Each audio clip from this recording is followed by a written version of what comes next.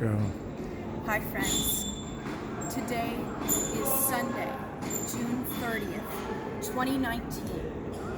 This is the last day that this campus will be used for Christian purposes because it's been sold into a for-profit, anti-Christian, well, not exactly anti-Christian, just secular institution that will make this into an elite boarding school. So earlier today, Epicenter Church had their final worship series, their final worship time here. They're literally stacking the chairs. They're literally tearing down. You can see for the first time in quite a long time, the curtains are down.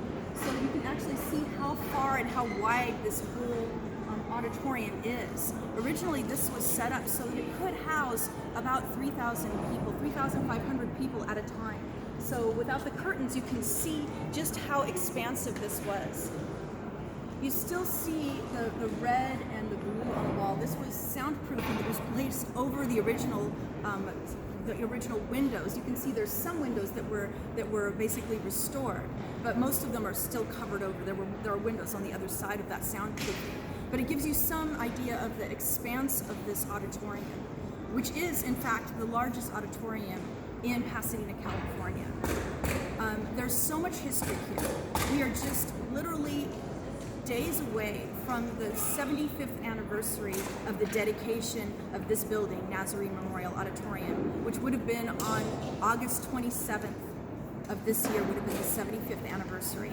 This building was built in a time of challenge. There were years that they wanted to build a building and they couldn't do it yet because the campus itself was at risk of foreclosure so many times. From 1934, they were raising money to do this. There was an elderly gentleman that knew he would never see the actual building who wrote the first check for $100 in 1934. His name was C.H. Palmer. And why did he do that? It's because he cared about a community having a place where they could all come together for ministry and revival ministry. So anyway, this land, the groundbreaking ceremony happened in 1971. Shortly after that, the Second World War started. All of a sudden, it was illegal to even purchase the timbers they needed for the roof.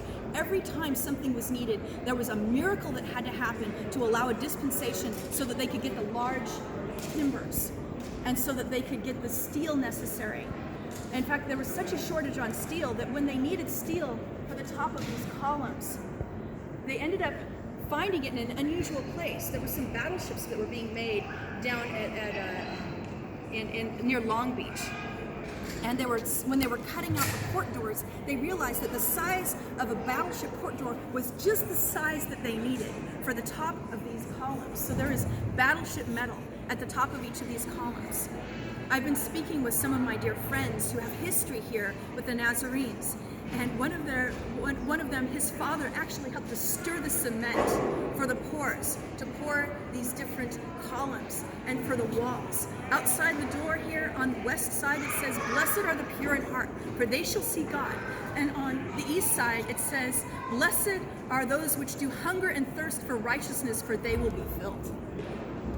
And now here we are, in a moment not of financial crisis, but of leadership crisis, where people that could have stood and could have stopped this and could have said, it's not okay that you're selling, it's not okay to break the donor covenants, it's not okay to destroy our community, it's not okay to renege on all of the promises and do all these things. But people wanted to stay in unity.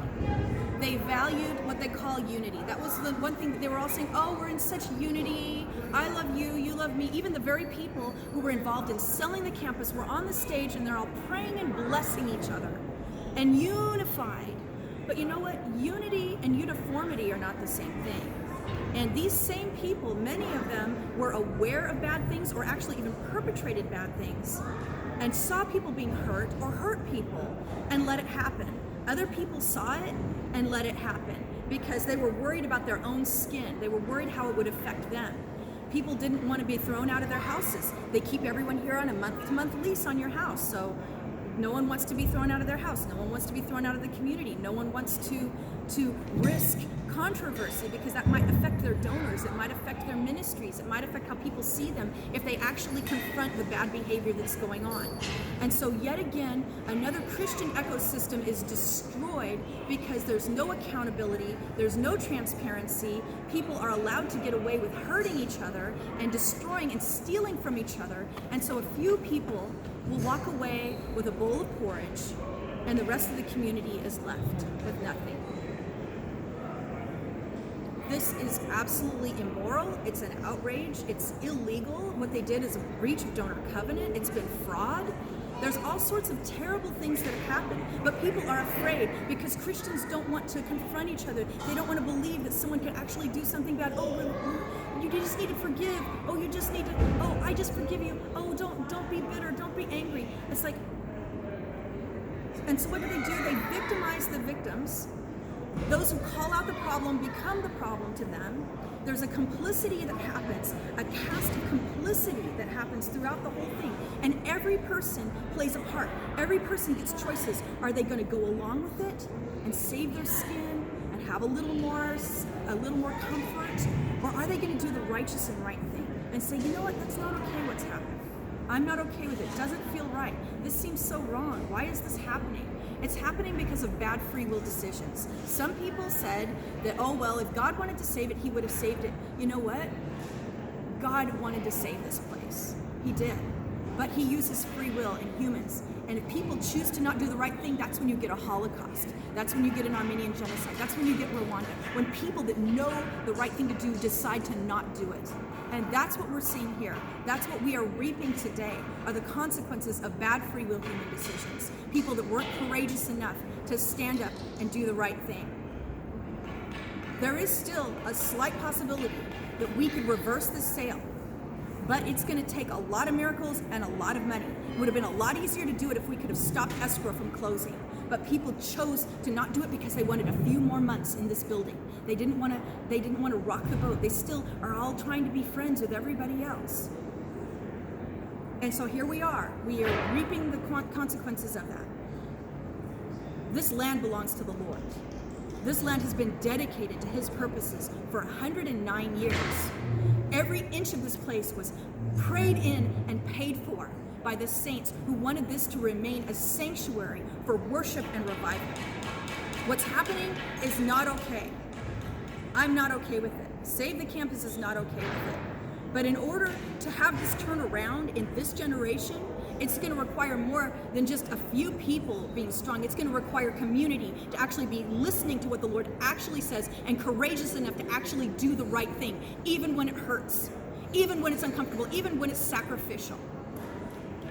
So pray, and may the Lord show you and help you.